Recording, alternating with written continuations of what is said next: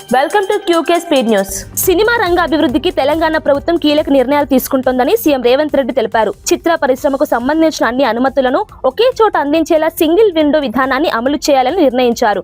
దీని ద్వారా నిర్మాతలు, దర్శకులు ఎదుర్కొనే అనుమతుల సమస్యలు తగ్గుతాయని చెప్పారు. హైదరాబాద్ ను గ్లోబల్ ఫిలిం డెస్టినేషన్ గా అభివృద్ధి చేయడం లక్ష్యమని స్పష్టం చేశారు. అంతర్జాతీయ స్థాయి సౌకర్యాలు, స్టూడియోలు, టెక్నాలజీతో నగరాన్ని అభివృద్ధి చేయాలని ప్రభుత్వం భావిస్తోంది. సినిమా రంగానికి పెట్టుబడులు ఆకర్షించడం ద్వారా ఉపాధి అవకాశాలు పెరుగుతాయని తెలిపారు. టాలీవుడ్ ను మరింత బలోపేతం చేసే దిశగా ఈ నిర్ణయం కీలకమని పేర్కొన్నారు. అభివృద్ధిని హైదరాబాద్ నగరము ఫిల్మ్ ఇండస్ట్రీకి అందించడం జరిగింది. అందుకే ఈరోజు ఈ మధ్యలోనే నెట్ఫ్లిక్స్ ఐలైన్ని ఈరోజు మనం ప్రారంభించుకున్నాం. నెట్ఫ్లిక్స్ హైదరాబాద్కి వచ్చి ఇందిరమ్మ కుటుంబ జీవిత బీమా పథకాన్ని జూన్ 2, 2026 నుంచి అమల్లోకి తీసుకురానున్నట్లు డిప్యూటీ సీఎం భట్టి విక్రమార్క తెలిపారు. రాష్ట్రంలోని సుమారు 1,15,00,000 కుటుంబాలకు ఈ పథకం వర్తిస్తుందని చెప్పారు. ప్రతి కుటుంబానికి 5 లక్షల జీవిత బీమా సౌకర్యం కల్పించనున్నట్లు వెల్లడించారు. పేద కుటుంబాలకు ఆర్థిక భద్రత కల్పించడమే ఈ పథకం లక్ష్యమని తెలిపారు. అనుకోని ప్రమాదాల సమయంలో కుటుంబాలకు ఆర్థికంగా సహాయం అందుతుందని పేర్కొన్నారు. సామాజిక భద్రతను పెంచే దిశగా ప్రభుత్వం ఈ నిర్ణయం తీసుకుందని చెప్పారు. సంక్షేమ పథకాల అమలులో తెలంగాణ ప్రభుత్వం ముందంజలో ఉందని వివరించారు. సామాజిక అంతరాలతో సంబంధం లేకుండా పేద మధ్యతరగతి ధనిక అనే తేడా చూడకుండా రాష్ట్రంలోని 1,15,00,000 కుటుంబాలకు ప్రతి కుటుంబానికి 5 లక్షల రూపాయల జీవిత బీమా అందించే విధంగా జూన్ 2, 2026 నుండి ఇందిరమ్మ కుటుంబ జీవిత బీమా పథకంను నూతనంగా ప్రవేశపెడుతున్నాం. 6 గ్యారంటీల అమలులో కాంగ్రెస్ ప్రభుత్వం విఫలమైందని ఆరోపిస్తూ బీఆర్ఎస్ ఎమ్మెల్యేలు, ఎమ్మెల్సీలు గన్ పార్క్ వద్ద నిరసన చేపట్టారు. గ్యారంటీలకు చట్టబద్ధత కల్పించాలని డిమాండ్ చేశారు. దివ్యాంగులకు బాకీగా ఉన్న 54,000 చెల్లించాలని కోరారు. నిరుద్యోగులకు హామీ ఇచ్చిన 2 లక్షల ఉద్యోగాలు ఎక్కడని ప్రశ్నించారు. ఆటో డ్రైవర్లకు ఇవ్వాల్సిన 24,000 బాకీ ఎందుకు ఇవ్వలేదని నిలదీశారు. వృద్ధులకు పెన్షన్ బకాయిలు చెల్లించాలన్నారు.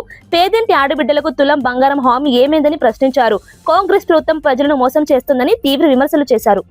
6 గ్యారంటీలపై 6 గ్యారంటీలకు బడ్జెట్ లో వెంటనే 6 గ్యారంటీలకు బడ్జెట్ లో వెంటనే 100 రోజుల్లో 6 గ్యారంటీలను హామీలను 100 రోజుల్లో 6 ఎన్నికల సమయంలో ఇచ్చిన 6 గ్యారంటీలను కాంగ్రెస్ ప్రభుత్వం అమలు చేయడం లేదని కేటీఆర్ విమర్శించారు. 100 రోజుల్లో అమలు చేస్తామని బాండ్ పేపర్లు ఇచ్చి ఇప్పుడు మాట తప్పిందని అన్నారు.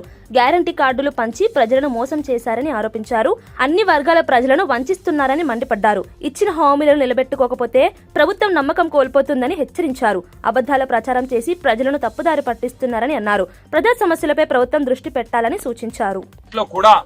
గ్యారంటీ అన్న మాట లేకుండా, డిక్లరేషన్ అన్న మాట లేకుండా ఇవాళ ప్రతి వర్గాన్ని వంచిస్తున్నది కాంగ్రెస్ ప్రభుత్వం.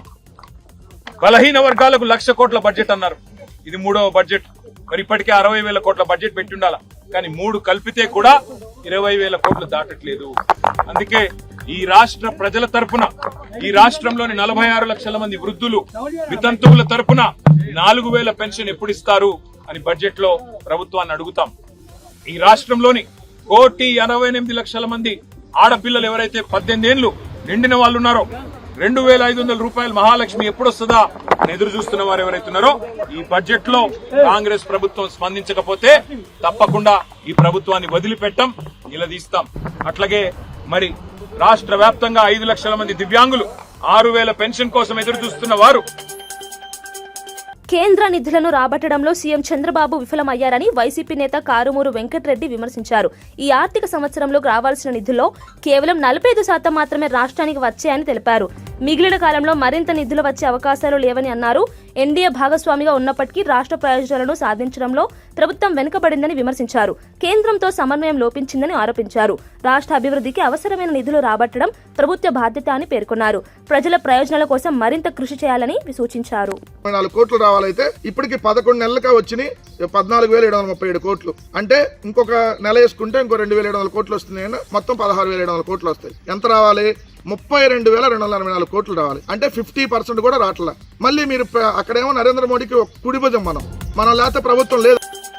ప్రభుత్వం ప్రజా సమస్యలపై చర్చకు సిద్ధంగా లేదని బీఆర్ఎస్ ఎమ్మెల్సీ మధుసూదనాచారి తీవ్రంగా విమర్శించారు. శాసనసభ, మండలి సమావేశాల్లో ప్రతిపక్షాల ప్రశ్నలకు సమాధానం ఇవ్వకుండా ప్రభుత్వం తప్పించుకుంటోందని అన్నారు. సీఎం కేసీఆర్ పేరును పదే పదే ప్రస్తావిస్తూ అసలు సమస్యల నుంచి దృష్టి మళ్లించే ప్రయత్నం జరుగుతోందని విమర్శించారు.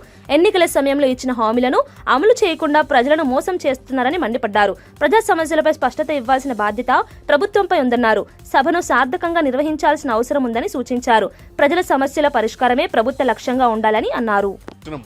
అదే రకంగా మరి శాసన మండలిలో మేము ఆ రోజు 4 గంటల వరకు చర్చ జరిగింది.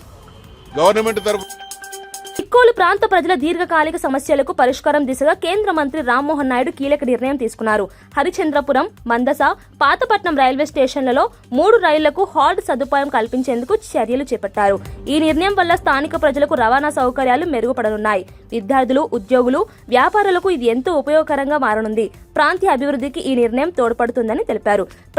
మొన్న జనవరిలోనే నేను ఎంతో ప్రయత్నం చేస్తే ఒక 3 స్టాప్